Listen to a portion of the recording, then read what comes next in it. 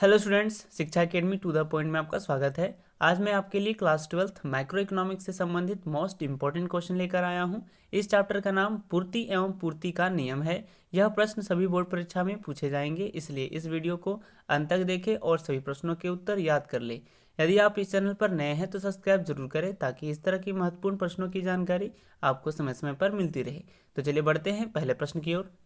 पहले प्रश्न में पूछा जा रहा है, पूर्ति निम्नलिखित में किससे जुड़ी होती है? किसी समय की अवधि से, कीमत से, या फिर विकल्प ए और विकल्प बी दोनों से, या फिर इनमें से कोई नहीं। तो आपका सही उत्तर होगा विकल्प सी, विकल्प ए और विकल्प बी दोनों से, यानी पूर्ति किसी समय की अवधि और कीमत दोनों से जुड़ी होती है। तो बढ़ते हैं अगले प्रश्न में। दूसरे प्रश्न में पूछा जा रहा है कि वस्तु की पूर्ति के निर्धारक घटक कौन से हैं? वस्तु की कीमत, संबंधित वस्तुओं की कीमत, उत्पादन साधनों की कीमत, या फिर उपयुक्त सभी। तो आपका सही उत्तर होगा विकल्प डी, उपयुक्त सभी। अगले प्रश्न में पूछा जा रहा है, निम्नलिखित में कौन सा कथन सही है? वस्तु की कीमत एवं उसकी पूर्ति के बीच सीधा संबंध होता है। पूर्ति वक्र बाएं से दाएं की ओर उठता है। पूर्ति को अनेक तत्व प्रभावित करते हैं, या फिर उपयुक्त सभी।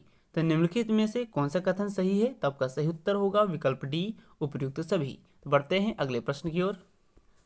चौथे प्रश्न में पूछा जा रहा है कि पूर्ति के नियम को निम्नलिखित में कौन सा फलन प्रदर्शित करता है? तो आपका सही उत्तर होगा विकल्प ए। अगले प्रश्न में पूछा जा रहा है, पूर्ति के नियम के निम्नलिखित में कौन सी मान्यताएं हैं?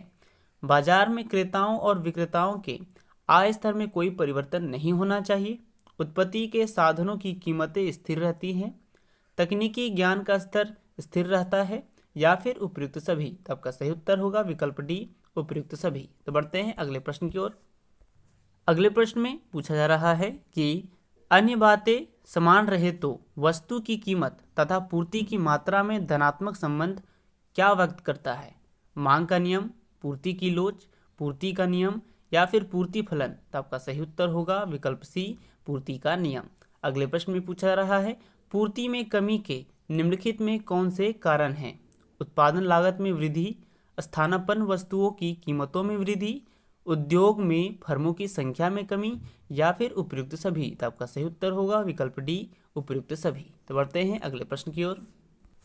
आठवें प्रश्न में पूछा जा रहा है कि वस्तु की उस मात्रा को क्या कहते हैं जिसे विक्रेता निश्चित समय, बाजार तथा कीमत पर बेचने के लिए तैयार हो?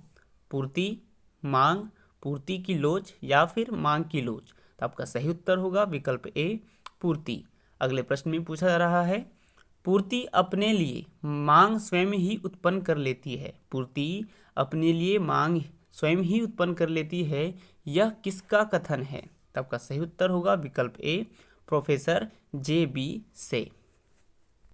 यदि आप इकोनॉमिक्स के पिछले वीडियो नहीं देखे हैं तो प्लेलिस्ट में जाकर देख सकते हैं।